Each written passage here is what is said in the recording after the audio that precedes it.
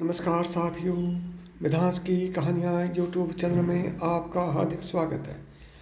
आज मैं आपको बताऊंगा माता सीता ने कौन सा घोर पाप किया था जिसका आगे चलकर उनको कष्ट भोगना पड़ा था।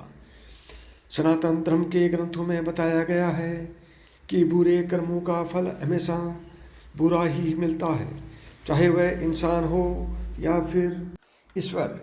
इसका एक उदाहरण माता सीता का है जिसका जिक्र रामायण में किया गया है। दरअसल रामायण कई भाषाओं में लिखी गई है। अलग अलग रामायण में कई तरह की दंत कथाएँ मिलती हैं जिनसे कई लोग परिचित नहीं हैं। इस कथा के अनुसार ये बताया गया है कि आखिर क्यों सीता माता और राजा राम को अलग होने का श्राप तभी मिल गया था जब वो एक दूसरे के गठबंधन में भी नहीं बंधे थे। इस कथा के अनुसार माता सीता को एक तोते का श्राप मिला था जिसकी वजह से उनको भगवान राम से अलग होना पड़ गया था। कथा के अनुसार माता सीता बाल्य अवस्था में अपनी सहेलियों के साथ बगीचे में खेल रही थी। वहीं बगीचे में एक तोते का जोड़ा पेड़ पर बैठा था। तोते का जोड़ा भगवान राम और माता सीता के बारे में बातें कह रहा था। उनकी बातों को सुनकर माता का ध्यान उन पर गया। माता तोता बोल रही थी कि अयोध्या के राजकुमार राम काफ़ी प्रतापी राजा होंगे, उनसे माता सीता का विवाह होगा। तोते के मुख से भावी पति का नाम सुनकर माता सीता अचंभित हो गई। उन्हें अपने बारे में और जानने की इच्छा जागृत हुई, इसलिए उन्होंने अपनी सखियों से कहकर दोनों पक्षियों को पकड़ लिया और फिर उन दोनों को पुचकार कर पूछा कि भविष्य के बारे में इतना ज्ञान कहाँ से प्राप्त हुआ। तब पक्षियों ने बताया कि इससे पहले हम महर्षि वाल्मीकि के आश्रम में रहते थे, जहाँ हर रोज राम और सीता के जीवन के बारे में बताया जाता है। इसलिए उनको दोनों के बारे में हर चीज़ कंठस्थ याद हो गई है। सीता जी ने पक्षियों से कहा कि जिस जनक पुत्री सीता की तुम लोग बात कर रहे हो वह मैं ही हूँ। मुझे मेरे और राम के बारे में और भी बातें जाननी हैं। तब नर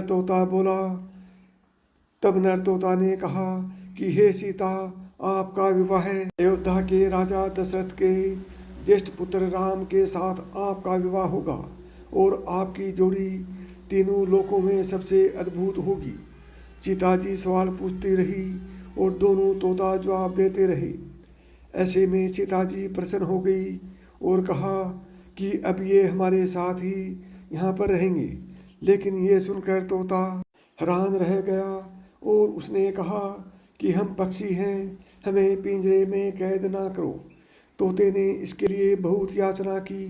तब सीता जी ने नर तोते को छोड़ दिया, लेकिन मादा तोता को नहीं छोड़ा और कहा कि है मेरे साथ रहेगी। नर तोता ने कहा कि मेरी पत्नी गर्भवती है, इसलिए ऐसे समय पर उसको जाने दें।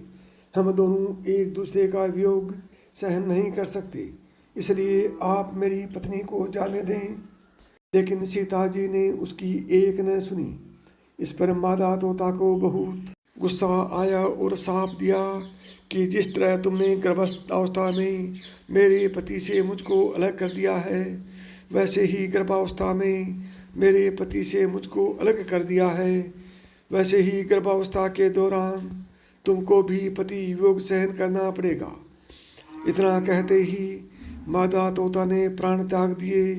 बताया जाता है कि अगले जन्म में तोता वहीं धोबी था जिसने माता सीता के चरित्र पर उंगली उठाई थी, जिसके बाद भगवान राम ने सीता का गर्भावस्था के दौरान त्याग कर दिया।